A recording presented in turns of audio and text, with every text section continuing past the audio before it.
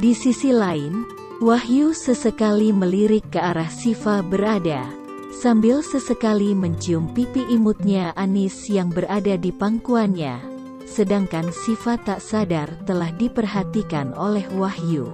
Dia hanya terfokus pada Iqbal yang sangat memprihatinkan itu. Hari terus aja berlalu hingga tak terasa sudah 1 minggu sejak kejadian kemarin itu, yang mana keluarga Siva mengajaknya untuk tinggal di rumahnya. Sejak saat itu Iqbal bingung dengan keputusannya. Dia tidak ingin untuk mengecewakan Wahyu yang selama ini menemaninya. Karena bagaimanapun juga, jika dirinya tinggal di rumah Siva maka Wahyu tidak leluasa untuk main ke sana. Sedangkan jika dirinya terus tinggal di rumahnya kenangan pahit selalu menghantuinya. Dia selalu teringat akan kenangan-kenangan tersebut di saat bersama ibu dan bapaknya. Mengingat hal itu tak terasa air matanya menetes. Dia pun segera untuk menelpon Wahyu agar menemuinya.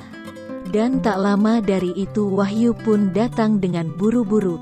Dia takut terjadi sesuatu pada temannya tersebut. Aku bingung kawan, apakah harus tinggal di sini atau tinggal di rumahnya Bibi? Kata Iqbal bercerita tentang kegundahan hatinya itu, berharap Wahyu bisa menemukan jalan keluar dari masalahnya tersebut. Ia bingung apa yang mau dia lakukan. Gini aja kawan. Aku tahu kalau kamu maunya tinggal di sana, tapi kamu tidak enak kepada saya karena takut tidak bisa ngumpul lagi bersama. Namun demi kebaikanmu, lebih baik kamu tinggal di sana. Masalah ngumpul itu masalah gampang. Tinggal kita tentukan mau ngumpul di mana. Kata Wahyu yang seakan ngerti akan perasaan sahabatnya itu. Namun saran Wahyu itu tak langsung diiyakan oleh Iqbal. Dia masih berpikir baik tidaknya ke belakangnya. Karena Wahyu terus memaksanya untuk tinggal di rumah bibiknya biar ada yang menemaninya. Dia pun akhirnya mengalah menuruti apa kata Wahyu tadi. Mereka pun larut dengan pelukan sahabat. Hingga tak terasa hari sudah malam. Pagi sudah menjemput sang insan dari tidur lelapnya.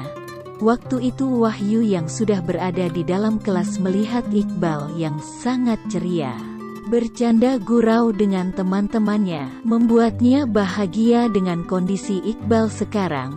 Entah apa karena itu senyum kepalsuan hanya untuk teman yang lainnya tidak curiga dengan kondisi Iqbal yang sekarang. Namun meski begitu, Wahyu tetap senang meski itu senyum kepalsuan. Setidaknya Iqbal mempunyai hiburan di luar sana. Tak terasa jam sudah menunjukkan pukul 10 membuat bel berbunyi dengan lantangnya. Menandakan bahwa jam istirahat sudah nyampe dan disambut dengan girang oleh semua siswa. Karena cacing-cacing di perutnya sudah mulai bernyanyi. Hingga membuat mereka berbondong-bondong pergi ke kantin. Namun beda dengan Wahyu. Wahyu yang merasa dirinya sudah mulai dekat dengan Siva. Dia langsung pergi ke kelas 2 di mana di situ Siva berada. Nampak dari kejauhan Siva ingin pergi ke kantin namun dicegah oleh Wahyu. Karena dirinya ingin berdua dengan Siva, Wahyu pun mengajaknya untuk makan bersama di kantin. Sedangkan Siva sendiri acuh tak acuh dengan ajakan Wahyu tadi. Dia masih cuek kepadanya. Entah kenapa, padahal Wahyu sangat baik kepada dirinya. Dan dengan halus Siva menolak ajakan Wahyu tadi. Namun Wahyu tak berhenti di situ. Dia masih terus mengejar kemana Siva pergi. Dia selalu berada di depannya.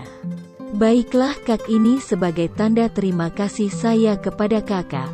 Karena waktu itu sudah nolongin adik saya, kata Siva akhirnya menyetujui ajakan Wahyu tadi.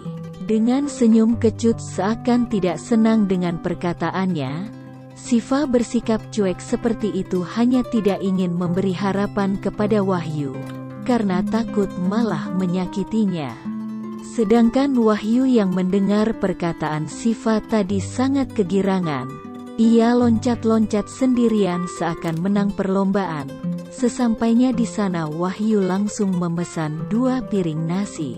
"Silahkan dimakan Syif," kata Wahyu setelah nasinya sudah datang. Setelah menawari makanan tadi, Wahyu bingung mau mulai dari mana perbincangannya dengan Siva. Dia ingin hubungan itu terus berlanjut. Entah kenapa dirinya merasa grogi berada di dekat Siva. Padahal sebelumnya dia tidak merasakan hal itu, kecuali dulu waktu pertama melihatnya. Setelah selesai makan, dia pun ingin membayarnya, namun dia lupa bahwasanya dia tidak membawa uang. Uangnya ada di adiknya Aisyah. Wahyu pun kebingungan dengan semua itu. Siva yang melihat semua itu hanya menggeleng-gelengkan kepalanya, lalu mengambil uang 50 ribuan, dan pergi setelah menaruh uang tersebut di meja makannya. Wahyu bingung apa mau diambil uang tersebut apa tidak. Dia hanya menggarukkan kepalanya yang tidak gatal tersebut. Dia pun mengambil uang tadi dan membayarnya ke tempat kasir. Setelah melihat Siva semakin jauh, setelah membayar makanan tadi, Wahyu langsung pergi menemui Siva. Dia merasa tidak enak akan tragedi tadi, karena dia yang memaksa Siva untuk makan bersama dengannya. Namun dirinya malah tak membawa uang sepeser pun. Dia seakan merasa malu dengan kejadian tersebut. Dia hanya menepuk jidatnya seraya mengejar Siva yang semakin menjauh darinya. Dia pun bingung mau mulai dari mana percakapannya setelah kejadian tersebut. Dia hanya mengikuti Siva dari belakang. "Maaf ya Sif, aku janji nanti aku akan mengembalikan uang tadi," kata Wahyu ketika berada di dekat Siva seraya menjulurkan sisa uangnya. "Tidak usah Kak, anggap saja itu permintaan terima kasih saya kepada kakak, karena telah menolong saya waktu itu," ucap Siva dengan tersenyum lalu meninggalkan Wahyu, sedang uangnya tadi tak dia hiraukan. Setelah ingat akan sesuatu, Wahyu pergi mengejar Siva. Setelah berada di depannya, dia pun berkata, "Syif, boleh minta nomor kamu gak?" kata Wahyu yang hanya disambut dengan senyuman oleh Siva. "Aku cuma punya 1 Kak, maaf ya," kata Siva seraya masuk ke dalam kelasnya.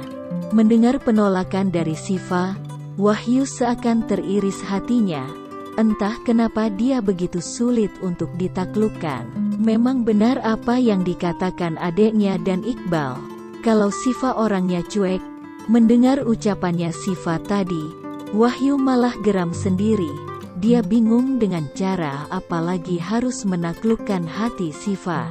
Namun dirinya seakan tertantang dengan keadaannya tersebut. Dia malah berpikir bahwa yang sulit didapat akan sulit untuk dilepas.